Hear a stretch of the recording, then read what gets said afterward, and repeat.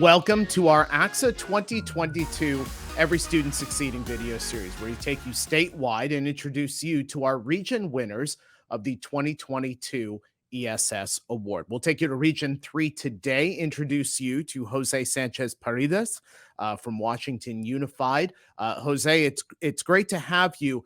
Let me ask you right off the top, when you heard about winning the ESS Award, what was your reaction? How did you feel when you heard? I was really surprised. I didn't thought someone was like noticing what I went through and note that I was like in a spot where little people could be in. Now, you mentioned some of what you've been through, so let me just go ahead and mention this for our viewers. You've been through a major battle with a brain tumor. For people who don't know, share your story and what you've overcome during that time to be recognized for this. When I was in 10th grade, I started with some headaches, and they went for days at first, like during August, and I was just thinking it's probably just from stress, and my parents said the same thing, that it was stress from school and college. So that's what we thought. And then another month later, I had a same headache that went for days too. And I just ignored it, didn't do anything about it, just kept going.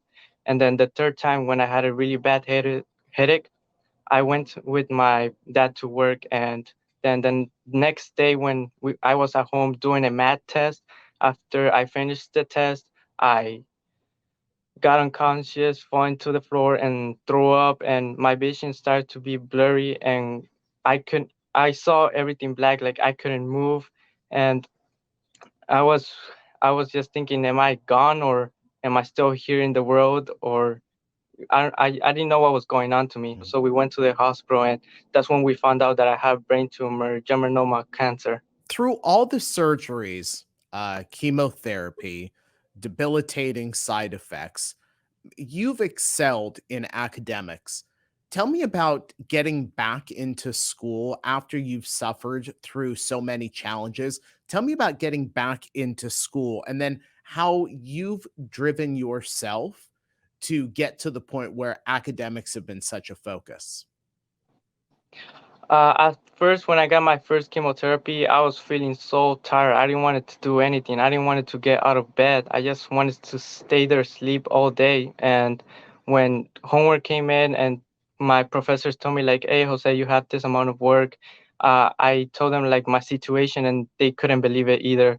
So they said, "Well, Jose, you don't have to do all the work. You could just do some of it, and we'll help you out. Whatever you need, just tell us, and we reach out and give you the support that you need." And I was really thankful to my teachers. So many challenges that you talked about right there. Let me ask you about how all of this impacted you emotionally, and how you were able to accomplish and overcome some of those emotional moments. At first, I was feeling really sad. Like I couldn't believe that I was gonna be the one having a brain tumor. So I was feeling sad, hopeless. Like I couldn't do anything right there. And so what I did was just like, this will go by. Just give it some time. It'll all be over sooner or later. And it's my understanding that you are moving into becoming a firefighter. You are working towards becoming a firefighter.